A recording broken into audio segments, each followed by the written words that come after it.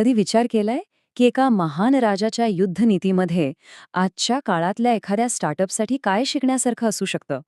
इतिहासाच्या पानांमधून थेट आपल्या करिअरसाठी काहीतरी शिकायला तयार आहात? चला तर मग शिवाजी महाराजांच्या नेतृत्वाचे कालातीत सिद्धांत समजून घेऊया. वाह! काय जबरदस्त वाक्य आहे हे. बघा, ही 2च वाक्य आहेत, पण ती महानतेचे 2 वेगवेगळे मार्ग आपल्या डोळ्यासमोर उभे करतात. एक मार्ग आहे सिंहासनाचा, जो मिळतो, आणि दुसरा मार्ग आहे जमिनीवरचा, जो घडवावा लागतो. आणि आज आपण इतिहास घडवणाऱ्या याच मार्गाबद्दल बोलणार आहोत. म्हणजे आपण फक्त एका नावापुरतं मर्यादित नाही राहायचंय. आपण शिवाजी महाराजांना फक्त एक राजा म्हणून नाही, तर एक पॉवरफुल माइंडसेट म्हणून समजून घेणार आहोत. एक असा विचार जो खरं तर आजही तितकाच प्रभावी आहे. तर मग कुठून होते प्रत्येक महान गोष्टीची सुरुवात? एका मोठ्या स्वप्नातून, एका अगदी स्पष्ट ध्येयातून. आणि हाच आहे आपल्या नेतृत्वाचा पहिला आणि सगळ्यात महत्त्वाचा स्तंभ, दूरदृष्टी. जरा विचार करा, सुरुवातीला ना मोठं सैन्य होतं, ना अमाप खजिना, मग स्वराज्य उभं राहिलं तरी कसं? तर एका शक्तिशाली, क्रिस्टल क्लिअर व्हिजनच्या जोरावर.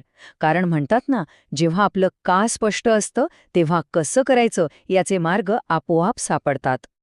आणि इथेच खरा फरक दिसून येतो, एका मॅनेजरमध्ये आणि एका लीडरमध्ये. बघा, मॅनेजर काय करतो? तो फक्त आजच्या समस्या सोडवतो. पण एक खरा लीडर, तो उद्याच्या संधी निर्माण करतो. तो फक्त रस्ता नाही शोधत, तो तर संपूर्ण नकाशा बनवतो. आणि हो, हा नियम काही फक्त इतिहासापुरता मर्यादित नाहीये. आज कोणी नवीन व्यवसाय सुरू करत असेल, कोणी कॉन्टेंट क्रिएटर असेल, किंवा अगदी साधं फक्त स्वतःला घडवण्याचा प्रयत्न करत असेल, प्रत्येकासाठी सगळ्यात आधी काय येतं? विजन. कारण सगळं काही तिथूनच सुरू होतं. बरं, विजन तर आहे, पण फक्त विजन असून भागतं का? नाही. तिला प्रत्यक्षात आणण्यासाठी एक चपळ, एक अडॅप्टिव्ह स्ट्रॅटेजी लागते. आणि इथेच येतो आपला दुसरा स्तंभ, परिस्थितीनुसार बदलण्याची कला. आता गनिमी कावा म्हटलं की आपल्या डोळ्यासमोर काय येतं? लपून छपून केलेला हल्ला. पण नाही, तो फक्त तेवढाच नाहीये.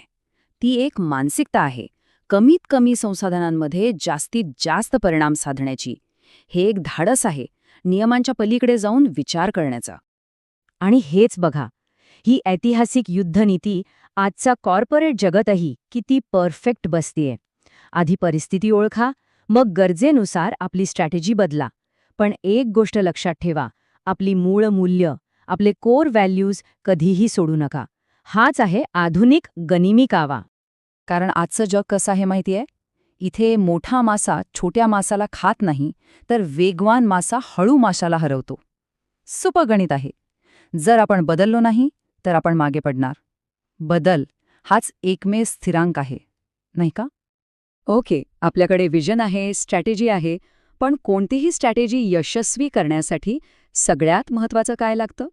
लोक, माणसं. आणि इथेच येतो आपला तिसरा आणि तितकाच महत्त्वाचा स्तंभ, हृदयापासून केलेलं नेतृत्व. महाराजांसाठी त्यांचे मावळे फक्त सैनिक नव्हते, ते त्यांचं कुटुंब होतं. आणि म्हणूनच ते मावळे त्यांच्यासाठी प्राण द्यायलाही मागेपुढे पाहत नव्हते. कारण एक साधं सत्य आहे, जेव्हा आपण लोकांची काळजी घेतो, तेव्हा लोक आपल्या ध्येयाची काळजी घेतात. आणि हा फरकच सगळं काही सांगून जातो. बॉसला आज्ञा देण्यासाठी मोठा आवाज लागतो, पण एका खऱ्या लीडरला लोकांची मनं जोडण्यासाठी फक्त एक मोठं हृदय लागतं. बॉस आज्ञा देतो, लीडर प्रेरणा देतो. एक प्रश्न आहे, आदर मागून मिळतो की कमवावा लागतो? उत्तर आपल्या सगळ्यांना माहितीये. जबरदस्तीने मिळवलेला आदर हा तात्पुरता असतो, पण जो आदर आपण कमावतो ना, तो आयुष्यभर टिकतो. तोच खरा आदर. ठीक आहे, आपल्याकडे दूरदृष्टी आहे, चपळ रणनीती आहे आणि लोकही सोबत आहेत. पण या सगळ्याला एकत्र बांधून ठेवणारी एक गोष्ट आहे, एक असा आधार. आणि तोच आहे आपला चौथा आणि सर्वात महत्त्वाचा स्तंभ, चारित्र्य. स्त्रियांचा सन्मान, सर्व धर्मांना समान वागणूक आणि सर्वांसाठी एकच न्याय, हे फक्त काही नियम नव्हते, तर एका नव्या युगाची, एका नव्या विचाराची पायाभरणी होती. हेच ते चारित्र्य आहे जे एका शासकाला राज्यकर्ता नाही तर लोकनेता बनवतं.